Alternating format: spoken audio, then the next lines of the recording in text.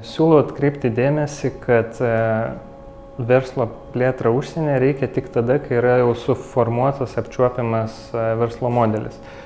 Neužtenka vieno iš punktų, reikia viso komplekso. Prekės ženklo, komandos, patirties, gerų rekomendacijų. Ypatingai padeda, jeigu turite vietinėje rinkoje klientą, kuris yra tarptautinė žinoma kompanija.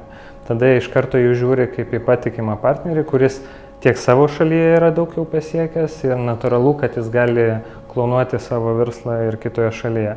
Taip pat dauguma įmonių labai užsivelia tobulindami savo komercinę medžiagą, aptarinėdami, kaip jie ieškos klientų, o ne pradeda judėti į priekį ir tiesiog mokytis procese. Mažos klaidos priveda prie didesnės perspektyvos, didesnės sėkmės ir verta jas daryti vien tam, kad judėti į priekį. Neverta tiesiog tobulinti iki idealumo ir tiesiog stovėti vietoje, kadangi jūs anksčiau ir vėliau sužinosite informaciją, kuri privers jūsų marketingo strategiją keisti.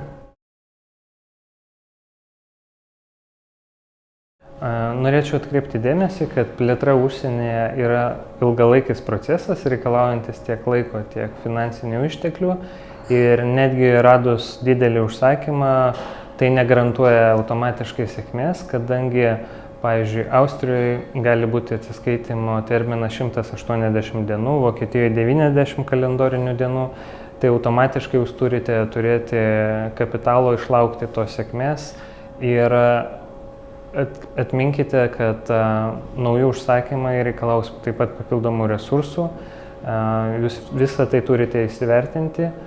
Kitas niuansas, kad Skandinavijos šalyse, jeigu jūs turėsite neįgyvendintą projektą, tai automatiškai ateičiai bus sunku gauti didesnius projektus, nes tiesiog jūs jau turėsite blogą rekomendaciją.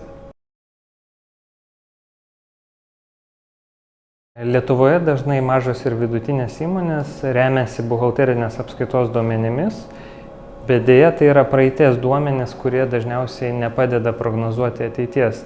Ir nors ir įmonė dirba pelningai, gale metų balansas teigiamas, bet eigoje būna patiriamos duobės, kurios gali brangiai kainuoti, gali tekti brangiai skolintis, prarasti darbuotojus, vėluoja atlyginimai. Dėl šios priežasties sukūrėme įrankį, kuris vadinasi SmartFin. Jis padeda prognozuoti pagal sąskaitų mokėjimų terminus, kokių jūs pajamų ar išlaidų turėsite ateityje dienos tikslumu. Ir tai padeda lanksčiai ir realių laikų reaguoti į situaciją.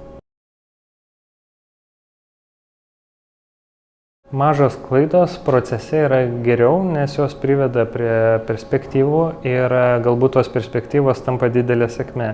Jeigu mes ilgą laiką skirsime kokybiškam, labai ilgam idealumo siekimui, tiesiog mes nežengsime pirmųjų žingsnių ir nesužinosime realybės, ar tikrai judame teisinga kryptimi.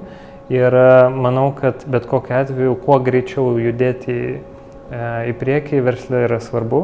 Tuo labiau, kad mažos ir vidutinės įmonės būtent ir yra privalumas, lankstumas ir greitis.